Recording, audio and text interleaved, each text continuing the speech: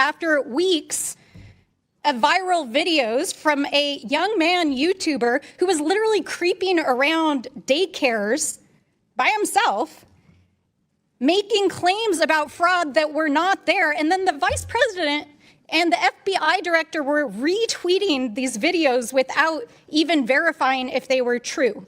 So we're not accusing people of being xenophobic and racist. They are being xenophobic and racist, including the President of the United States. And I want to say, for one, that I stand with the Somali and the immigrant community standing here today. Well, we just had one of my Democrat colleagues said these are just opinions. You know, are these guys donating money back to Democrats? Yes, they are.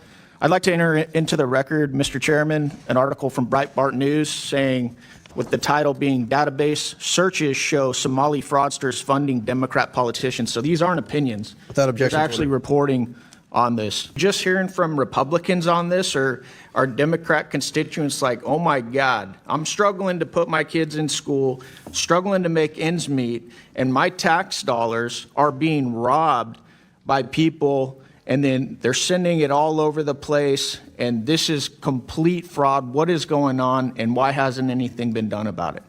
I'll give you a personal example. So my family, my in-laws in particular, are politically diverse. A lot of them vote for Democrats, and they're fairly apolitical. They're not like me, all plugged in.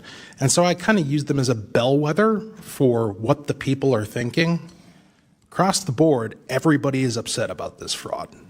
And I'm guessing when you guys bring this up, whether it's to the Waltz administration, whether it's to the AG, the number one thing that comes back at you is you're a racist, you're a white supremacist, or you're an Islamophobe. As we've seen Governor Waltz now trying to answer for these questions, he's doing it at the national level. Do you guys hear the same thing at the state level as well? Yes, absolutely. They always pivot to the divisive, as I stated in my opening statement, it's diversion, right? We're going to talk about personalities. We're going to talk about partisan politics. We're going to find some way to get people yelling at each other rather than looking at the problem. Or, like you've heard my colleagues do on this panel, it's Donald Trump, baby. Yep. It's all about Donald Trump, right? The old pivot. We're not going to talk about what's going on in Somalia and not going to talk about what's going on in Minnesota with this massive fraud scandal. We're going to talk about Donald Trump. With my remaining seconds, can we play the video I have, Mr. Chairman? horta aad iyo aadaan ugu faraxsanahay in maanta safari aan soo gaarnay sida dadka badan ay u og yihiin ciyaalkeena yaryar ilaa iyo number la eg 20 milyan oo ciyaal iskooley ah waxay cuntadooda ka helaan iskoolka kaliya marka waxaan fursad u helnay in aan sharci soo gudbino oo la dhahayo Meals Act oo u fududeynayo in waqtigaanay pandemic aan ku jirno oo dhalinyarada iskoolka aynan joogin oo guryahooda ay joogaan aynan gaajoonin oo familkoodi wili ay fursad u helaan in cunto ay helaan oo meelo qaarkood laga qaybinayo ay cuntada ka soo qaadan karaan marka aadaan ugu mahadcelinayaa safari in ay tahay meelaha sayti oo diyaarinayo cunto maalin kasto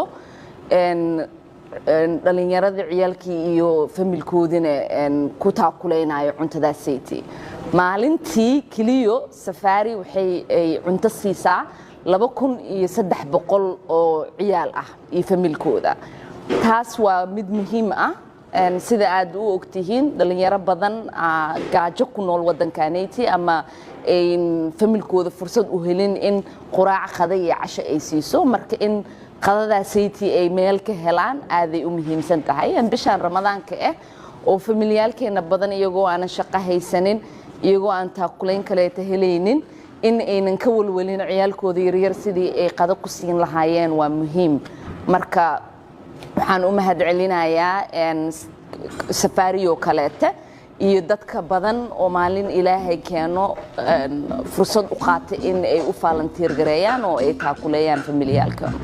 One thing that is so alarming is the reporting that many of these fraudulent companies are then donating the stolen money back to the same Democrats that are protecting them and advocate for these very programs. Is that correct, Mr. Hudson? I would agree with that statement.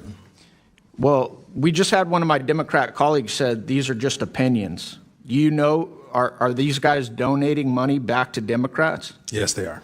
I'd like to enter into the record, Mr. Chairman, an article from Breitbart News saying, with the title being Database Searches Show Somali Fraudsters Funding Democrat Politicians. So these aren't opinions. Without objection. There's actually reporting on this. Are you guys aware? You guys are elected officials in Minnesota, right?